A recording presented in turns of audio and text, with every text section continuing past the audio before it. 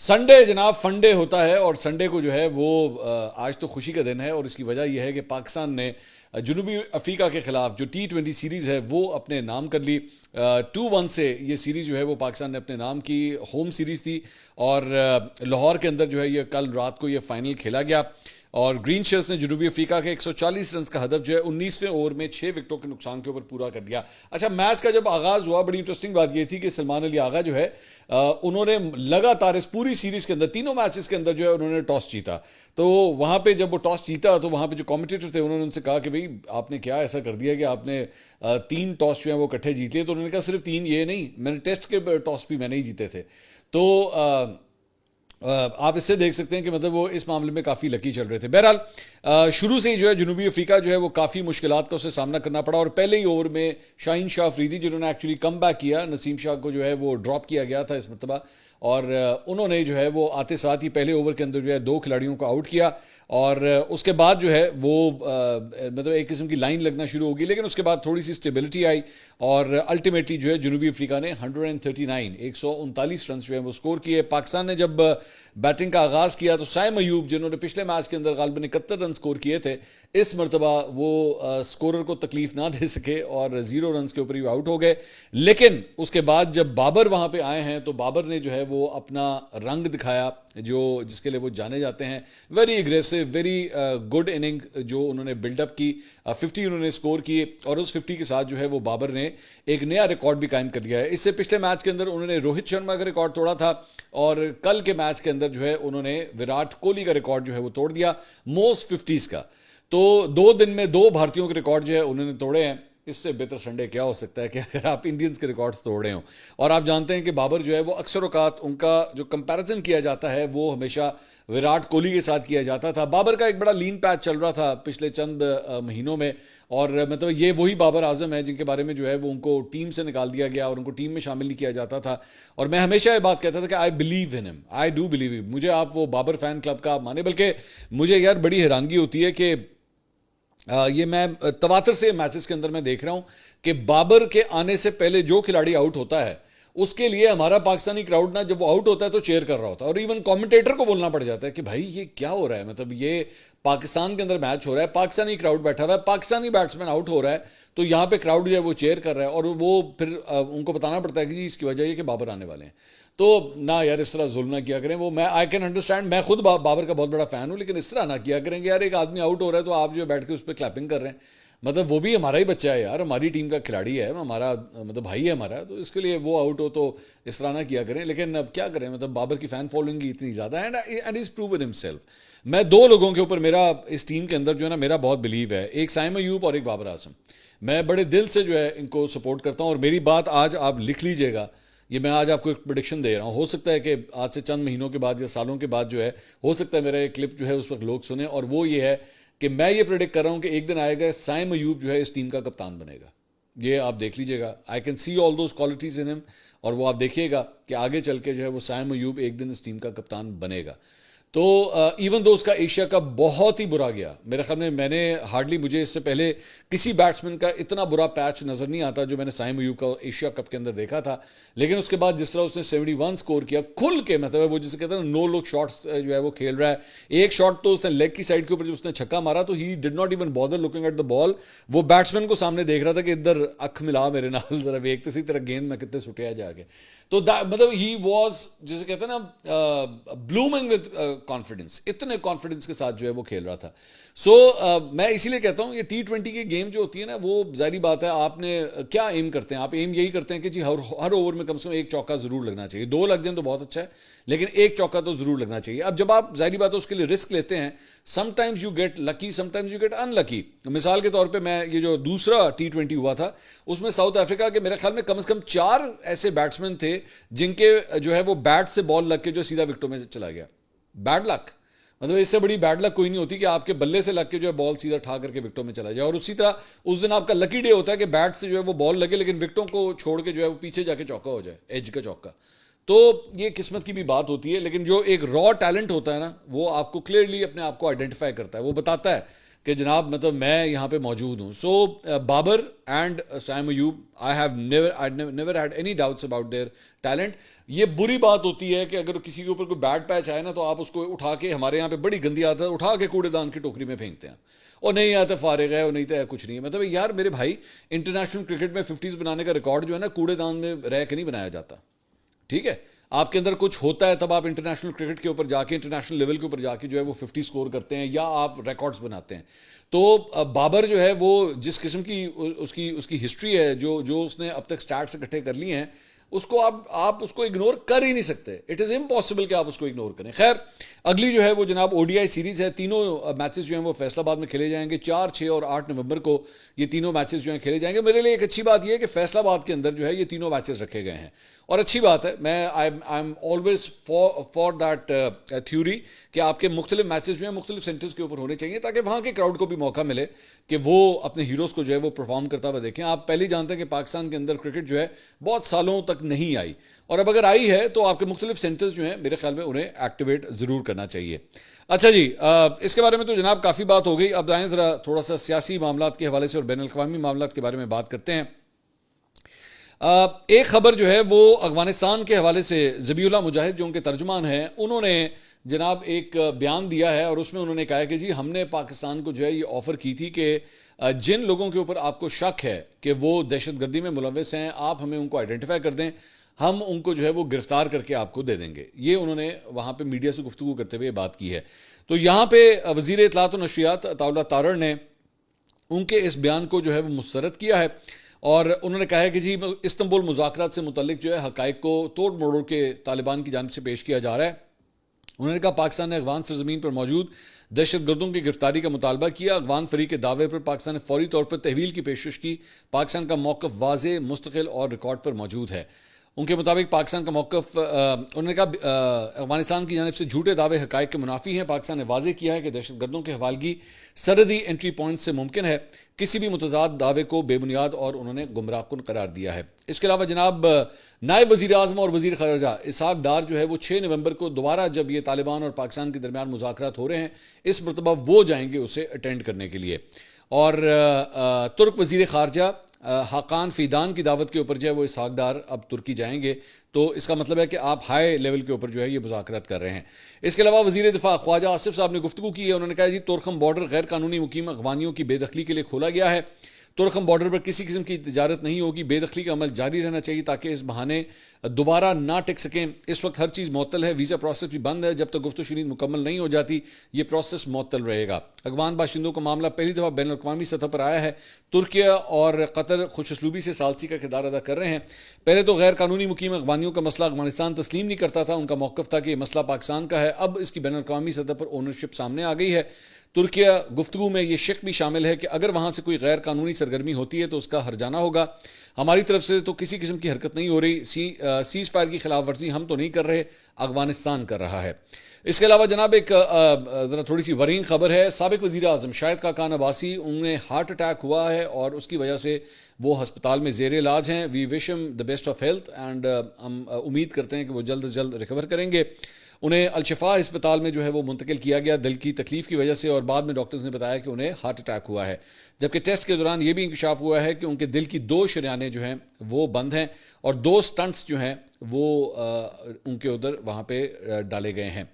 اس کے علاوہ جناب محکمہ تعلیم پنجاب نے اسموگ کی شدت میں اضافے کے باعث تمام اسکولوں کے جو ٹائمنگز ہیں اسے تبدیل کر دیا ہے, اور اب جو ہے وہ بتایا گیا ہے کہ تمام نجی اور سرکاری تعلیمی ادارے جو ہیں وہ صبح 8:45 بجے سے پہلے نہیں کھلیں گے. مطلب اس کو جو ہے انہوں نے ڈیلے کیا ہے, اور اس میں کہا گیا ہے جی 9:15 بجے سے پہلے کھلنے والے اسکول جو ہیں اگر وہ ان میں خلاف ورزی ہوئی تو ان پر 1 سے 10 لاکھ روپے جرمانہ بھی جو ہے وہ عائد کیا جائے گا.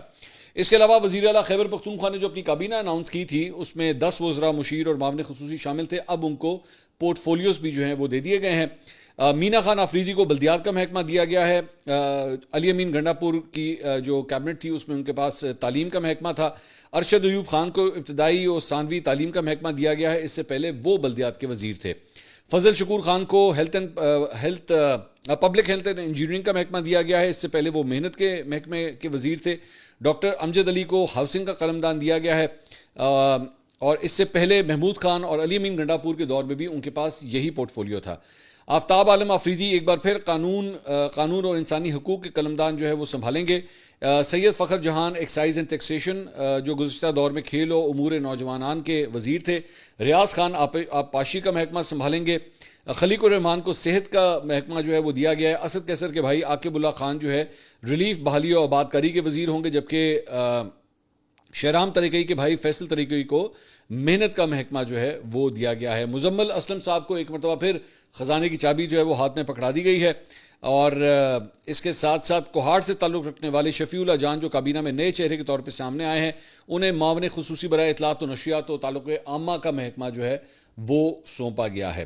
اس کے علاوہ جناب ڈان اخبار کے ایڈیٹوریل پہ, جسے ہم نے پچھلے ویلاگ کے اندر ڈسکس بھی کیا تھا, اس کے اوپر جو ہے وہ بیرسٹر گوہر نے ایک کامنٹ کیا ہے. انہوں نے کہا جی I strongly deny the impression given in this opinion of Daily Dawn that supposedly I communicated the idea of Ahmed Chattha's removal. I have never ever communicated or discussed any such idea with Khan Sahab. Even no discussion had taken place in front of me. I expect Dawn and demand them to correct this please.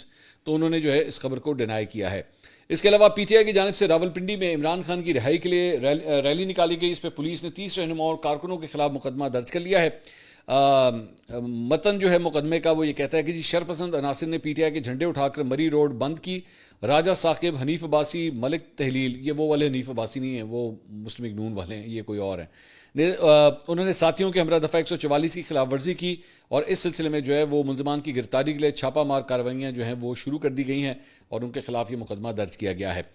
Fawad Chaudhry صاحب پچھلے 48 گھنٹے میں کافی حد تک خبروں میں آئے ہوئے ہیں. جب سے وہ شاہ محمود قریشی صاحب سے ملے تھے اس کے بعد انہوں نے ایک ویڈیو پیغام جاری کیا ہے اور اس میں انہوں نے کہا ہے کہ جی ملک میں سیاسی تناؤ کی وجہ سے پاکستان کو حاصل ہونے والے حالیہ بین الاقوامی کامیابیوں کا کوئی فائدہ نہیں مل سکا.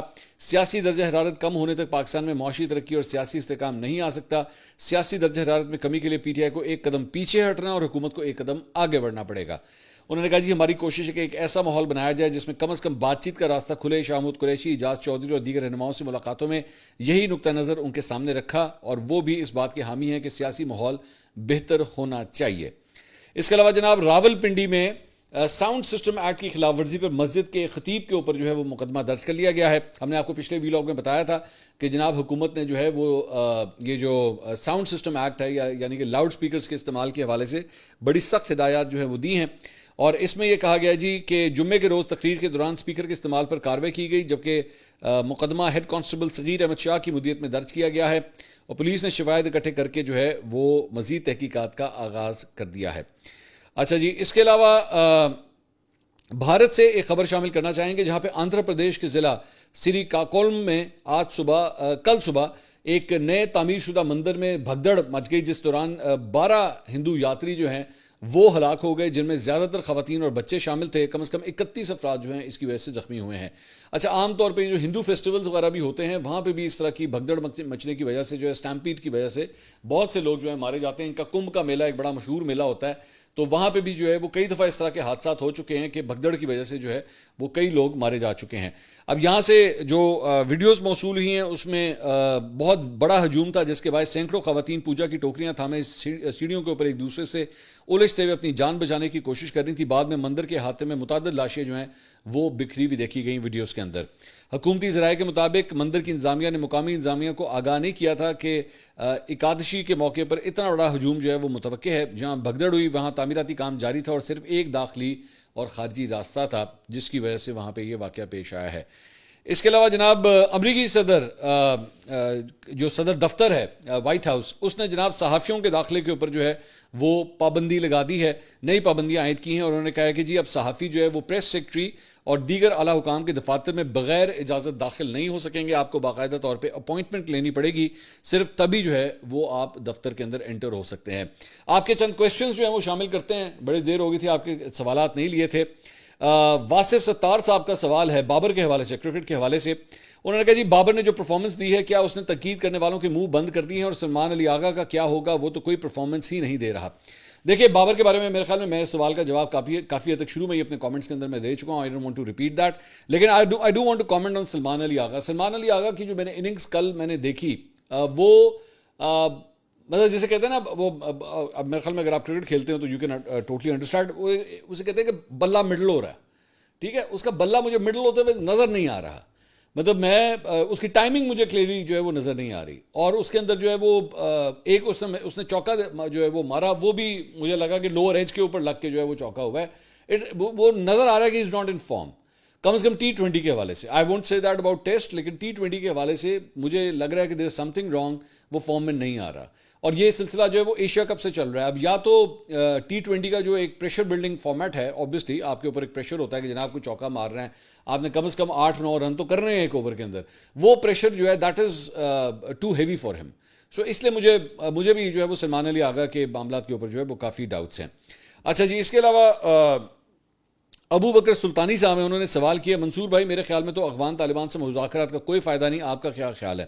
ابو بکر بھائی, میں آلریڈی اس کے بارے میں یہ کہہ چکا ہوں کہ میں بھی زیادہ کوئی پر امید نہیں ہوں. I don't expect much from the Afghan Taliban. مجھے نہیں لگتا کہ ان سے کوئی مذاکرات کرے گا کوئی فائدہ, اور اگر آپ نے کر بھی لیے تو یہ اس کو پورا نہیں کریں گے, یہ ان چیزوں کو پورا نہیں کریں گے. سو میرے تو ڈاؤٹس ہیں اس بارے میں.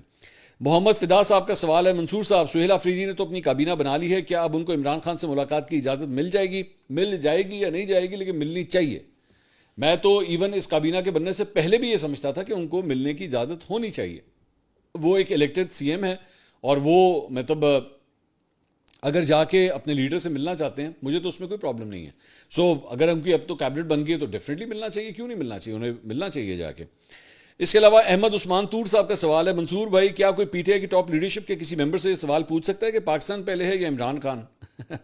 میرے خیال میں بڑا اچھا یہ ٹیکنیکل قسم کا سوال ہے. اس کا جواب جو ہے میرے خیال میں وہ یہ دیں گے کہ اگر عمران خان ہوگا تو پھر پاکستان ہوگا. وہ مطلب اکثر اوقات یہاں تک چلے جاتے ہیں, اپنے پیشن میں اس بات تک جو ہے وہ آگے چلے جاتے ہیں. لیکن بھائی پاکستان سے بڑھ کے کوئی نہیں ہے, نہ عمران خان, نہ شہباز شریف, نہ نواز شریف, نہ بلاول بھٹو, نہ آصف علی زرداری, کوئی بھی نہیں ہے. پاکستان ہے تو ہم سب ہیں, منصور علی خان ہے یا عمران خان ہے یا سارے ہیں, ورنہ ہم کچھ بھی نہیں ہیں. ہماری کوئی پہچان نہیں ہے. ہماری پہچان جو ہے وہ صرف پاکستان کا جھنڈا ہے, پاکستان کا رنگ ہے, پاکستان کا نام ہے, ورنہ ہم کچھ بھی نہیں ہیں.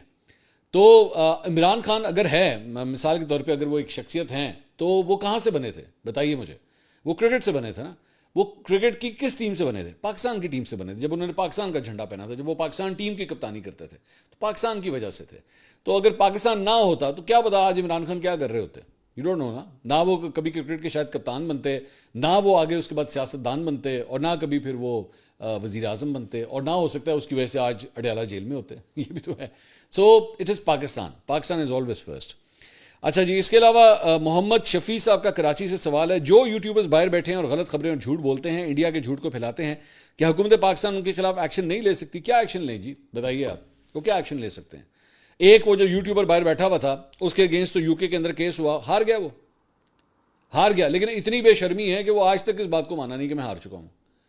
اور میں باقی میں تو مطلب UK کے, اچھا اس نے آگے سے یہاں تک کہہ دیا جی UK کی کورٹس بھی جو ہے وہ پاکستان کے انفلوئنس میں آ گئے. بھائی میری گل سن جی, اگر پاکستان دا اثر و رسوخ UK کی کورٹس تک پہنچ گیا ہے نا, تو پھر تو ساڈے ورگا پھر بڑا کوئی سپر پاور ہے ہی نہیں.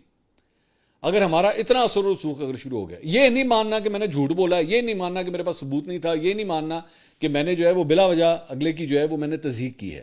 سو اسی سے پتہ لگتا ہے نا, اسی سے پتہ لگتا ہے ان لوگوں کا ٹریک ریکارڈ کیا ہے. اور آپس میں لڑی جاتے ہیں یار, یہ تو آپس میں ایک دوسرے کے کپڑے اتارتے ہیں, ان کے بارے میں بندہ کیا بات کرے گا. اس کے علاوہ جناب سمی خان صاحب کا سوال ہے, منصور بھائی آپ کی شیر افضل مروت کے ساتھ صلح کیسے ہو گئی, کیونکہ اس نے آپ پر ایک کیس کیا ہوا تھا؟ جی بالکل کیا ہوا تھا, اور میں تو اس کیس کا بالکل سامنا بھی کر رہا تھا, لیکن مروت صاحب کو جو ہے وہ فیل ہوا کہ شاید چیزوں کو جو ہے وہ ریزالو کرنا چاہیے. اور میں تو ہمیشہ آپ سے کہتا ہوں, میرا کسی سے پرسنل ایجنڈا تو ہے نہیں, میں کبھی بھی نہیں ہے.